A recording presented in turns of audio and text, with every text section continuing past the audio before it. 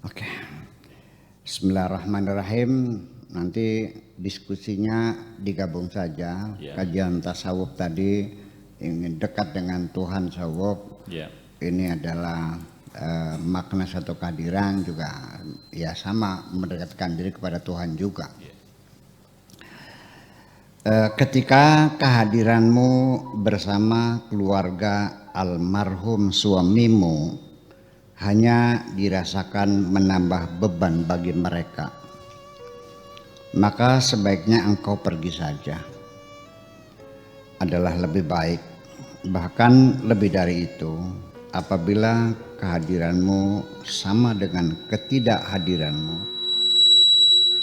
artinya kehadiranmu tidak ada gunanya, maka engkau harus memilih untuk pergi saja. Ketika engkau bertemu dengan siapapun, ada 3 kemungkinan. Pertama, orang itu tidak senang bertemu dengan dirimu. Kedua, orang itu biasa-biasa saja. Dan ketiga, orang itu sangat bergembira bisa bertemu dengan dirimu. Ternyata bobot dirimu berbeda dari satu orang dengan orang yang lain. Bisa saja di tengah perjalanan terjadi perubahan. Bobot dirimu menurun karena sesuatu masalah. Untuk itu engkau mesti menghitung ulang setiap ucapan yang keluar dari mulutmu. Bobot kalimat yang keluar dari mulutmu terukur oleh bobot dirimu sendiri. Sehingga ketika ucapanmu direndahkan atau tidak didengar sama sekali, tidak usah marahlah, melainkan berusahalah supaya bobot dirimu semakin berat. Bagaimana caranya? Memang aku juga sama, wahai kekasihku. Terkadang aku merasa terbebani oleh kesulitan-kesulitan yang melekat di pundakku dan kesedihan yang tersembunyi dalam hatiku, sehingga aku kehilangan kemampuan untuk menerangkan kepada siapapun. Melihat kondisi materi sekarang, sebetulnya engkau tergolong orang yang berkecukupan. Adapun ketika engkau masih merasa kekurangan, sebabnya adalah karena terlalu banyaknya keinginan. Sekarang aku sangat merindukan dirimu, wahai kekasihku, terutama sekali ketika engkau berpesan supaya aku menjaga diriku baik-baik. Alhamdulillah, aku sedang dalam keadaan baik-baik. Tidak ada kekurangan apapun, hanya saja aku semakin merasa kehilangan sejak engkau pergi. Aku sekarang berada di tengah-tengah serigala. Aku terus berjuang ingin tetap sebagai manusia. Sekalipun di tengah serigala, sampai pernah aku hampir kehabisan tenaga untuk mencegah mulutku supaya jangan menyalak. Untuk mencegah mulutku supaya jangan menyalak. Seperti engkau juga pernah berkata kepadaku, sekalipun aku tinggal bersama buaya-buaya, aku mampu bertahan untuk tetap menjadi manusia. Sampai sekarang aku masih tetap sebagai manusia, karena ketika aku makan tetap rahang bawahku yang bergoyang. Seringkali aku mencari teman-teman manusia, ternyata pakai topeng. Setelah dibuka, ternyata serigala juga. Sehingga dengan demikian aku sudah tidak perlu takut lagi, apalagi kalau sampai mencekam. Apapun adanya harus aku hadapi saja, termasuk kematian. Ketika kematian sebagai keharusan dan kepastian, lalu mengapa harus ditakuti? Lebih baik aku mempersiapkan dan menjemput kematian untuk membela kemanusiaan. Orang yang kehilangan kemanusiaan tidak mesti karena membantai manusia, tetapi juga orang yang mementingkan harta daripada nyawa juga sama. Tidak punya pri kemanusiaan, yang ada dalam dirinya adalah pri kehartaan. Rasanya aku ingin melangkah ke belakang, kembali ke masa lalu supaya aku dapat memeluk dirimu yang sangat aku cintai. Mengapa engkau pergi tanpa memberitahukan terlebih dahulu? Aku tahu apa sebabnya engkau pergi. Tetapi mengapa tidak musyawarah dulu? Aku tahu keluarga almarhum suamimu sudah tidak suka lagi. Aku yakin, seyakin-yakinnya bahwa kesempatan pasti akan terulang lagi. Lalu kita berkumpul lagi. Kesempatan akan berulang, tidak pernah tertutup untuk selamanya, kecuali kematian. Untuk itu bersabarlah. Kerinduan kepadamu bukan hanya sebatas kerinduan kepada seorang kekasih. Juga kerinduanku kepadamu sebagai sahabat yang tidak pernah menyakiti hati. Sebagai sahabat yang pandai menimang rasa dan tidak pernah membosankan. Perpisahan kita hanya sebatas perpisahan jasad yang kasar ini. Hati kita tidak pernah berpisah, engkau selalu bersemayam di dalam hatiku.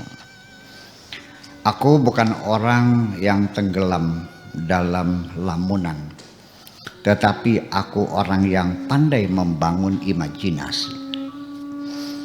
Apa saja yang aku angankan akan selalu terjadi ketika aku selalu berbaik sangka terhadap Tuhanku. Wahai kekasihku, kebingungan yang sedang mengepung dirimu dan kesedihan yang sedang meremas-remas hatimu, semuanya itu akan hilang dengan sendirinya apabila engkau hanya bergantung kepada Tuhanmu.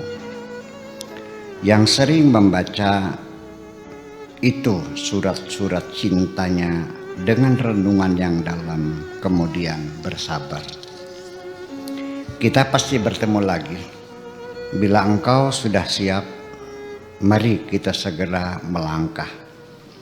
Karena kehidupan ini sesungguhnya adalah kisah perjalanan menuju Tuhan. Kita semua adalah para musafir. Suka atau tidak suka, kita harus terus melangkah. Setiap orang yang tenggelam dalam cinta kepada Tuhannya, betapapun besarnya ujian dan cobaan hidup, tidak akan dapat menggoyahkan jiwanya, melainkan semakin menambah dekat dan semakin tenggelam dalam cinta. Sebetulnya banyak perempuan-perempuan yang cantik di sekitarku. Aku merasakan banyak di antara mereka yang mencoba menggodaku, tetapi aku tidak mencari teman hidup berupa perempuan yang cantik, tetapi yang ku cari adalah perempuan manusia yang menjunjung tinggi kemanusiaan. Engkau juga cantik jelita, wahai kekasihku, tetapi kecantikanmu tidak merangsang nafsu dan membakar birahi. tetapi menyejukkan hati dan membawa kedamaian di dalam rasa. Kerinduan yang mendekam di dalam hatiku ini, wahai kekasihku, selalu menjerit dan memekik. Kerinduan yang mendekam di dalam hatiku ini, wahai kekasihku, selalu menjerit dan memekik. Sulit sekali dilerai sekejap pun. Aku mencoba untuk melakukan manipulasi supaya reda, hasilnya malah semakin meronta. Salah satu manipulasi yang ingin kulakukan, aku perlakukan kepada hatiku sendiri, ibaratnya seperti mengalihkan perhatian anak kecil supaya jangan menangis terus-menerus, yaitu kuberikan mainan supaya sibuk bermain. Akan tetapi, wahai kekasihku, ketika kuberikan mainan, ternyata ketika dipejet-pejet semua tombolnya tidak juga mau berjalan. Akhirnya boneka itu dibanting sampai pecah, lalu pulang sambil menangis dan menjerit. Seperti itulah kondisi hatiku, wahai kekasihku. Sebetulnya aku sangat hormat terhadap keluarga suamimu. Mereka telah menanamkan rasa bahagia di dalam hatiku, baik melalui obrolan-obrolan sehari-hari, tegur sapa mereka terhadap diriku, termasuk komentar-komentar mereka dan senda gurau mereka. Almarhum suamimu memang sahabat karibku, tetapi setelah mereka tahu engkau punya hubungan cinta bersamaku, lalu mereka tidak suka. Bisa jadi sakit hati. Itu wajar saja dan harus kita maklumi. Akhirnya engkau pulang kampung di seberang lautan. Sehingga aku tidak perlu bertengkar dengan mereka karena mereka itu orang-orang baik. Yang salah aku sendiri karena mencintai menantu mereka. Ini bukan masalah hukum, wahai kekasihku, tetapi masalah rasa. Apalagi engkau benar-benar, wahai kekasihku, masih mengharapkan diriku. Apabila engkau benar-benar, wahai kekasihku, masih mengharapkan diriku hanya menjadi milikmu sendiri, cobalah lakukan apa saja yang bisa engkau lakukan secepatnya. Sekarang kita harus berpacu dengan waktu. Untuk sementara aku sedang mempersiapkan KTP sementara karena belangkonya kehabisan.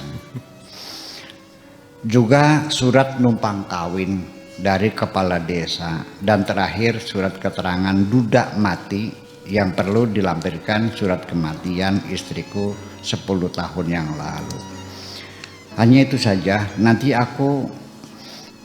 kalau sudah selesai, aku akan segera mengetuk pintu rumahmu. Tolong persiapkan semuanya, dan secepatnya kita mesti berpacu dengan waktu. Karena dalam kehidupan ini, wahai kekasihku, terlalu banyak teka-teki yang cara menyelesaikannya sering tidak kita jumpai.